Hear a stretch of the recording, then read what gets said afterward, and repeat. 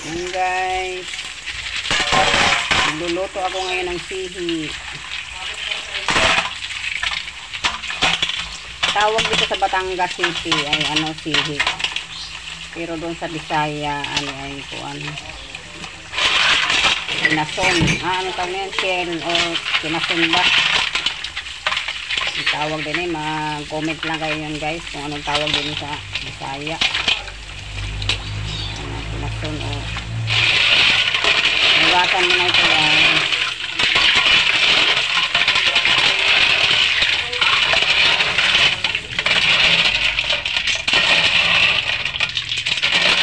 Parang matilim siya guys kasi natakpan yung ilaw.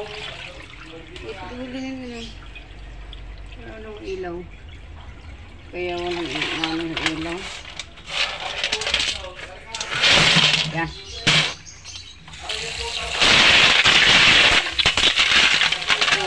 Binababag pa dapat ito, pinasusuka ang tawag nila para wala nang buwang-buhangin. Aray ko wala yung buwang-buhangin na madali lang ito guys. Lagyan mo lang asin at saka paminta, tapos bawang at saka luya. Ayos na yan. Gamot ito sa mga may goiter kasi ito ay iron.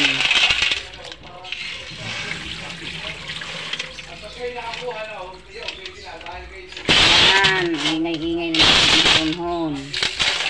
Ayan itong hugas ko.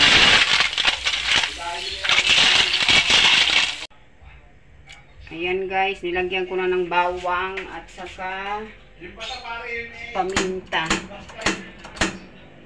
Kuha tayo ng asin, paminta.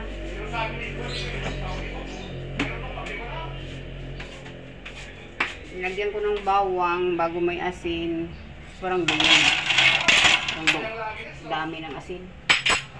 Tapos paminta. Tsaka pwedeng lagyan nyo din ng luya guys. Yan, yung paminta.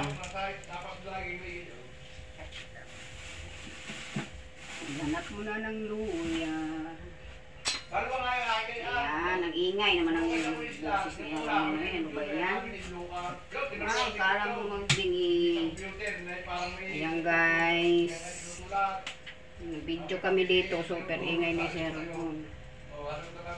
Ito. Ayan. Yan. Antayin na lang natin guys magkumulo guys. Update na lang mamaya sa pagkulo. Ayan guys, hapit na siya, malapit na maluto, hapit na kumulo. Pag yan ay bumuka guys, ibig sabihin ay luto na yan. Kaso lang hindi pa siya bumubuka. Pag nag-open na siya, ayan, hindi pa luto guys. Pang-apoy. Ang apoy, di na makita ang apoy ay. Kita ang apoy, di nakita ang dumi.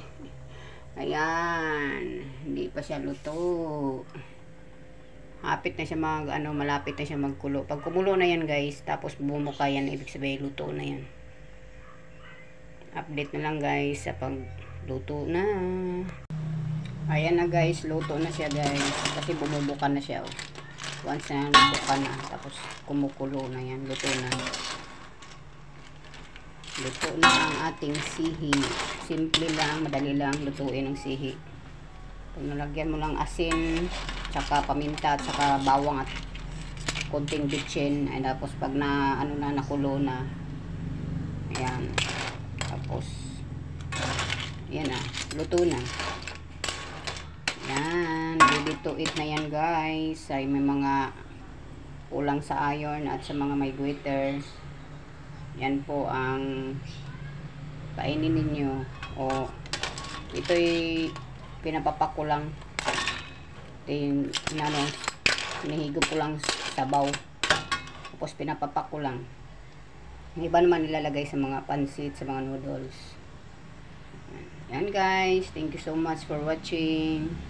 Maraming salamat sa pagpanood sa video ko. Bye-bye!